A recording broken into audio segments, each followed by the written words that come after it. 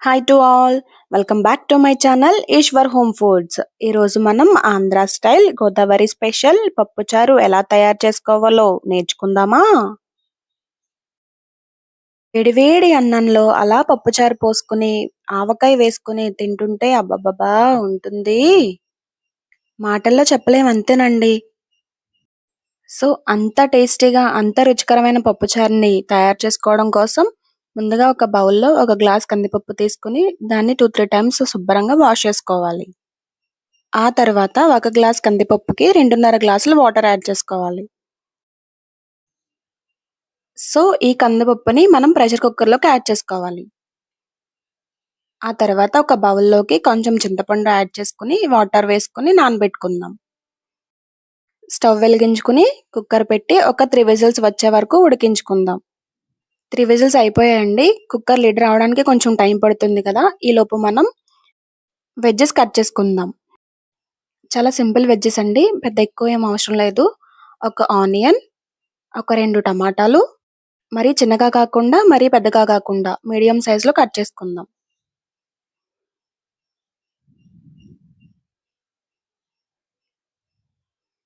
అలాగే ఒక 4 పచ్చిమిర్చి కూడా కట్ చేసుకుని పక్కన పెట్టుకుందాం. ఈ పప్పుచారు మనకి చాలా ఈజీగా చాలా తొందరగా అయిపోతుందండి. ఈవెన్ బిగినర్స్ కూడా చాలా ఈజీగా కుక్ చేసుకోవచ్చు. మనం వెజ్జెస్ కట్ చేసుకున్నాం కదండి, అవి పక్కన పెట్టుకుందాం. కుక్కర్ ప్రెషర్ మొత్తం పోయిన తర్వాత లిడ్ ఓపెన్ చేసి బాగా మెత్తగా ఉడుకుతుందండి కందిపప్పు. ఒకసారి పప్పు గుత్తితో బాగా మెత్తగా మెదుపుకుందాం. సో ఎక్కడ పప్పు ఉండకుండా బాగా పేస్ట్ చేసుకుందాం అండి. ఆ తర్వాత మనం ముందుగా నానబెట్టుకున్న చింతపండు నుంచి గుజ్జు తీసుకుని యాడ్ చేసుకుందాం. చింతపండు గుజ్జు కూడా యాడ్ చేసుకున్న తర్వాత తగినంత వాటర్ యాడ్ చేసుకోవాలండి. మరీ పల్చగా ఉండకూడదు, అలాగని మరీ చిక్కగా ఉండకూడదు. మీడియంగా ఒక 1/2 లీటర్ వరకు యాడ్ చేసుకుందాం. ఆ తర్వాత మనం ముందుగా కట్ చేసుకున్న ఆనియన్స్, పచ్చిమిర్చి, టమాటోస్ యాడ్ చేసుకుందాం.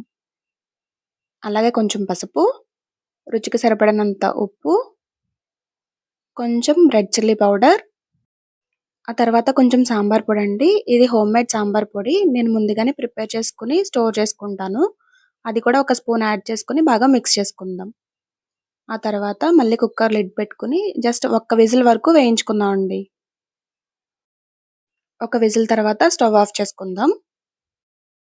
ప్రెషర్ పూర్తిగా పోయిన తర్వాత లిడ్ ఓపెన్ చేసుకుందాం. అంతేనండి, చాలా ఈజీగా ఎంతో టేస్టీగా ఉండే పప్పుచారు మనకి రెడీ అయిపోయింది. ఒకసారి మిక్స్ చేసుకుందాం. ఇప్పుడు మనం పప్పుచారుకి తాలింపు వేసుకుందామండి. తాలింపు కోసం ఒక చిన్న ప్యాన్ పెట్టుకుని దాంట్లో కొంచెం ఆయిల్ యాడ్ చేసుకోవాలి. అలాగే కొంచెం గీ వేసుకుందామండి. గీ వల్ల ఫ్లేవర్ చాలా బాగుంటుంది. బాగా హీట్ అయిన తర్వాత కొంచెం జీలకర్ర, కొన్ని ఆవాలు, అలాగే మెంతులండి. చేదొస్తుంది అనుకుంటారు కానీ చాలా బాగుంటుంది, ఒకసారి ట్రై చేయండి. అలాగే ఒక గుప్పెడు వెల్లుల్లి రెబ్బలు కచ్చపచ్చగా దంచుకొని వేసుకుందాం. అవి బాగా వేగిన తర్వాత కొంచెం కరివేపాకు కూడా యాడ్ చేసుకుందామండి. అలాగే ఒక ఎండుమిర్చి వేసుకుని బాగా మిక్స్ చేసుకుందాం అండి. మనకి పప్పుచారు టేస్ట్, ఫ్లేవర్ మొత్తం ఈ తాలింపు మీదే ఆధారపడి ఉంటుందండి. ఇది ఎంత బాగా కుదిరితే టేస్ట్ అంత బాగుంటుంది. సో తాలింపు బాగా వేగిన తర్వాత కుక్కర్లో యాడ్ చేసుకుందాం. అంతేనండి, ఎంతో రుచికరంగా ఎంతో టేస్టీగా ఉండే పప్పుచారు రెడీ అయిపోయింది. కొంచెం కొత్తిమీర కూడా యాడ్ చేసుకుందాం. మీరు కూడా తప్పకుండా ఈ రెసిపీని ఒకసారి ట్రై చేసి ఎలా కుదిరిందో కామెంట్ చేయండి. అలాగే నా వీడియో కనుక మీకు నచ్చినట్లయితే please like, share, comment and subscribe my channel Eshwar home foods.